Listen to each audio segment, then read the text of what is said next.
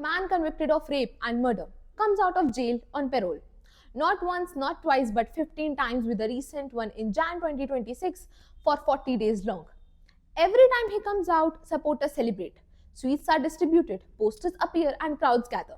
That man is Baba Ramrahim. Hi, I'm Amira. Welcome to Vani24. And the question is not only about him. The question is, why does this keep working? Why do people still bow their heads in front of someone who has been convicted by a court of law?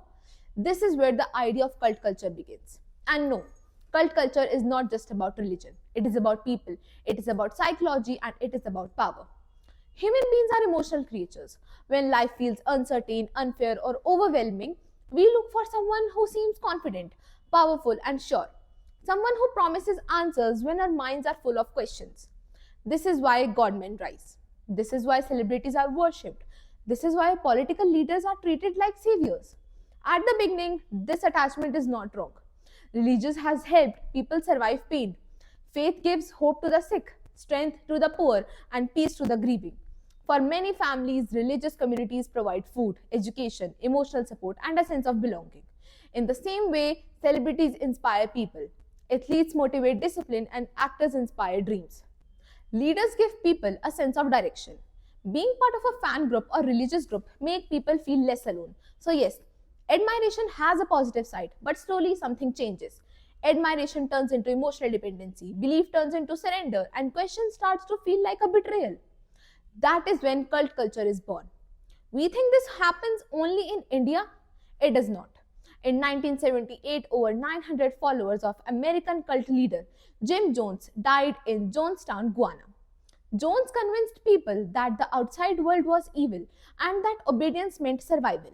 When pressure mounted, he ordered a mass murder suicide, including children. It remains one of the history's deadliest cult tragedies. In 1991, during the Ash Wednesday pilgrimage to the Chalma Shrine in Mexico, extreme devotion and overcrowding caused a stampede that killed at least 40 pilgrims. In 2023, followers of a cell-styled preacher in Kenya were told to starve themselves to meet Jesus.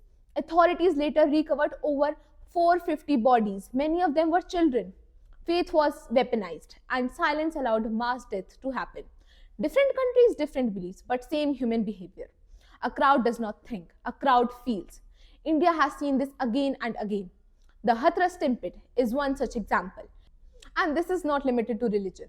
Look at celebrity culture. After RCB won the IPL in 2025, thousands of fans gathered outside M. Chinnaswamy Stadium to celebrate. The huge crowd became unmanageable and a stampede broke out, killing 11 people and injuring many more as fans pushed and rushed towards the gate. What was meant to be joy turned tragic, showing again how emotional devotion, even to a sports team, can overwhelm safety. Politics follow the same pattern. On 25th September 2025, a rally addressed by actor turned politician Vijay in Tamil Nadu turned tragic when uncontrolled crowds caused a deadly situation, killing around 41 people. Psychologically, this shows cult culture. When admiration becomes identity, people stop thinking as individuals and start following blindly, where emotion empowers reason and safety. These incidents shows a disturbing pattern.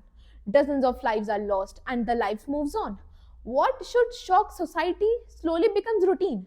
When deaths caused by blind devotion, poor planning, and emotional crowds start feeling normal, the normalization itself becomes the real danger. Now come back to Godmen. Asaram Bapu, a rapist. Baba Ramrahim, again a rapist. Even after serious criminal convictions, followers defended them. Victims were questioned. Evidence was dismissed and the courts were accused. And when Ramrahim received parole again, the message was clear. Numbers matter.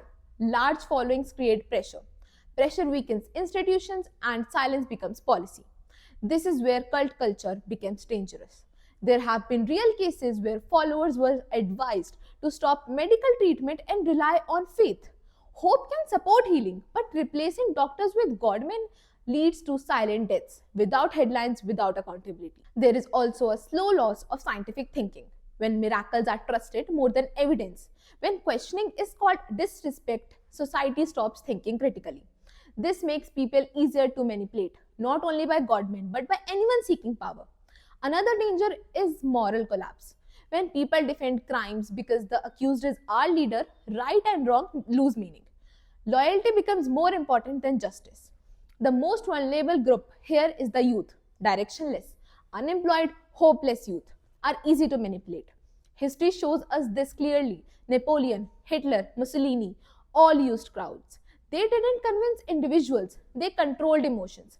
This is why cult culture survives. Media also plays a role. Social media shows perfect images. Reels hides reality. People forget that real life has consequences. Celebrities too have responsibility. Shah Rukh Khan's once cancelled appearances due to risk crowd. That decision saved lives. Celebrities must recognize their influence and act respectfully. So, what is the solution? Not banning faith, not attacking belief, but balance. Accountability for organizers, strict laws for crowd mismanagement, media literacy, understanding that reels are not reality, scientific temper, which means thinking critically and questioning before following anyone blindly. It is also mentioned in our constitution under Article 51A. And most importantly, teaching people to admire without surrendering thinking. Faith should give strength, not blindness. Belief should heal, not harm. Leaders should inspire, not control, because the real danger is not devotion. The real danger is blind devotion. And the real question we must ask ourselves is not whom do we follow? The real question is, are we still thinking while we follow?